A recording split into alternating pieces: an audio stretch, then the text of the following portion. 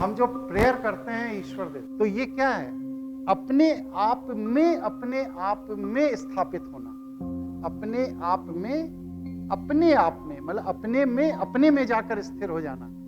और जब आप इस स्थिति में आते हैं तो ये कहलाता है नेति नेति साधना।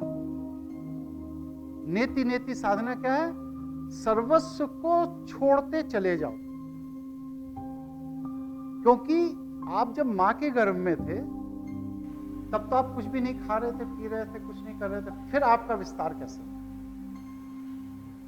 और अब हम मां के गर्भ के बाहर आए तो क्या हुआ? मां की सबसे बड़ी शिकायत क्या है? बच्चा कुछ खाता नहीं। अरे उसे जरूरत ही नहीं है, आप जबरदस्ती खिला रहे हो। बच्चे के मन में खाने का भाव है और उपलब्ध नहीं है तो कुपोषण होगा, लेकिन बच्चे के अंदर खाने का भाव ही नहीं हो रहा है और आप जबरदस्ती खिला रहे हो, यह भी रोग की उत्पत्ति का कारण।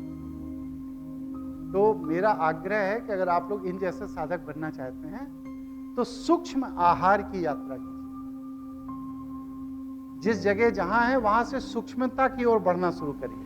फिर बताइए तरफ पहला कौन सा, दूसरा कौन सा? हाँ, मैंने बताया। तो आप जब सूक्ष्मता की तरफ बढ़ना शुरू करेंगे तो अभी मैं बता रहा हूं, तो क्या होगा कि एक बिंदु पर आकर के आपके मूलाधार के अंदर जो आपकी कुंडलनी 3.5 चक्र डालकर बैठी है, ये 3.5 चक्र का मतलब क्या है कि एक चक्र 100 साल की ऊर्जा देने का सामर्थ्य रखती है।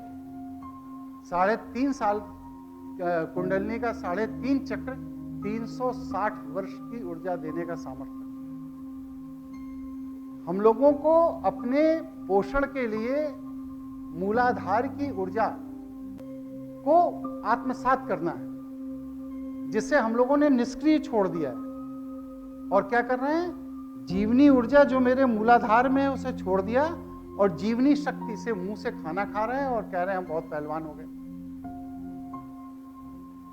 ईश्वर ने किसी के भी खाने पर प्रतिबंध नहीं लगाया, लेकिन ये मुंह है ना, ये विकल्प है। जैसे कि कोई पैर टूट गया तो वो बैसाखी ले लेता है, इसलिए मुंह बैसाखी है, ये नाक आपकी बैसाखी है, ये आंखें आपकी बैसाखी हैं, ये कान आपकी बैसाखी है। जब ईश्वर की बात आप नहीं सुन पाते हो, जब ईश्वर की बात आप नहीं सुन पाते हो, तब ईश्वर किसी और को प्रेरित करता है कि ये मेरा प्रिय है, इसको जाकर मेरी बात सुनाओ। उस समय कान की जरूरत है।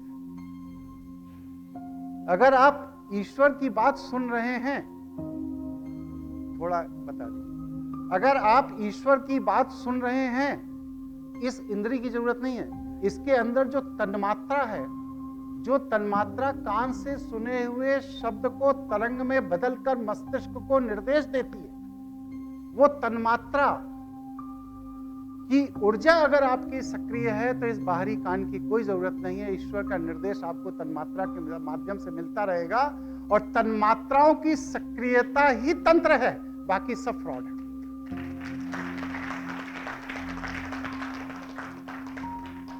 तन्मात्राओं की सक्रियता ही तंत्र है, बाकी सब फ्रॉड है। आपको रुपए चाहिए, गाड़ी चाहिए, बंगला चाहिए, ये सब ऊर्जा रूप में आपके आसपास हवा में तैर रही है। सब ऊर्जा रूप में आपके आसपास हवा में तैर रही है। एक इलस्ट्रेशन से समझाता हूं। आप अपने घर में, अपने परिवार में खींच कर निकले, लड़के निकले, क्रोध में निकले और गाड़ी में बैठे, चौराहे पर गए और वहां पर किसी गाड़ी वाले ने आपकी गाड़ी को टच कर दिया। आप क्या करोगे? उतर के मारपीट करना शुरू कर दोगे, उससे कहोगे जो डैमेज हो गया उसको दो, लड़ाई झगड़ा शुरू होगा। क्यों? इसलिए नहीं कि डैमेज हो गया, इसलिए कि घर से हम गुस्से से निकले थे, अब घर वालों का तो कुछ कर नहीं पाए तो चलो इसी से लड़के आग निकालो। ठीक है नहीं? मतलब क्या है कि वहां पर सड़क पर जो हम लड़ रहे हैं, इस लड़ाई की ऊर्जा घर के अंदर ही बन गई थी। अगर घर से हम प्रसन्न चित्त निकले होते और फिर एक्सीडेंट हुआ होता तो मैं उससे कहता सॉरी, कोई बात नहीं, इंश्योरेंस है, जाओ एंजॉय। यही चीज दुनिया में है। अगर आपके दिमाग में रातों दिन ये चल रहा है कि मेरे पास पैसा नहीं है, कैसे करेंगे, 100 करोड़ का टर्नओवर है, 150 करोड़ कैसे करेंगे, 500 करोड़ कैसे करेंगे, इनको कैसे ट्रैप में लें, उनको कैसे ट्रैप में लें, आप जीवन भर गणित पे गणित, गणित पे गणित लगाते रहेंगे। यह सृष्टि अपूर्ण है। सुन लीजिए, भगवान भी इस सृष्टि की व्यवस्था को पार नहीं कर पाए।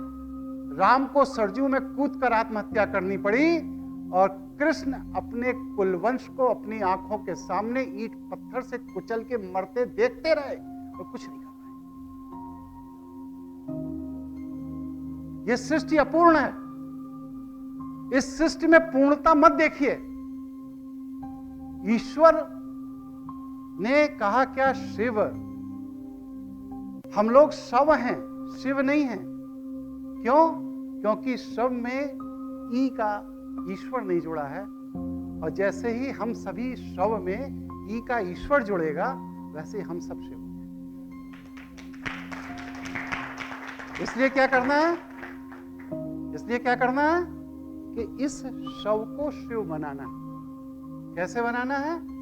ईश्वरीय विधान को फॉलो करना। ईश्वर का विधान क्या है? तुम मेरे पुत्र हो। ये समस्त सृष्टि का समस्त सुख तुम्हारे लिए है। इस समस्त सृष्टि का समस्त सुख तुम्हारे लिए है। बस तुम अपने सोचने के तरीके को सही करो। और तुम्हारे सोचने का तरीका गलत है, इसलिए तुम बीमार हो। तुम्हारे सोचने का तरीका गलत है, इसलिए तुम निर्धन हो। तुम्हारे सोचने का तरीका गलत है, इसलिए तुम्हारे दाम्पत्य जीवन में कलह है। तुम्हारे सोचने का तरीका गलत है, इसलिए तुम्हारी संतति से तालमेल नहीं बन रहा है। तुम्हारे सोचने का तरीका गलत है, इसलिए तुम अपनी बहनों से लड़ रहे हो। तुम्हारे सोचने का तरीका गलत है, इसलिए तुम्हारे अपने व्यापारिक प्रतिष्ठान में रोज बवाल हो रहा है, रोज समस्याएं आ रही हैं, क्योंकि तुम्हारे सोचने का तरीका सही नहीं है। इस सृष्टि में